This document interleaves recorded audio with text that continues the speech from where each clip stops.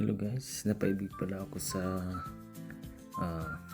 dragon fruit, kaya ito kahit ako hiniwa ko lang ng pagganito, paggarni.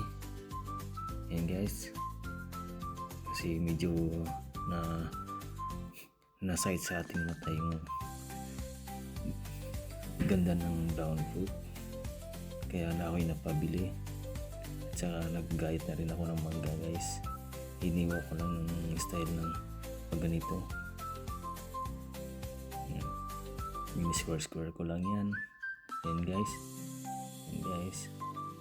Thank you for watching.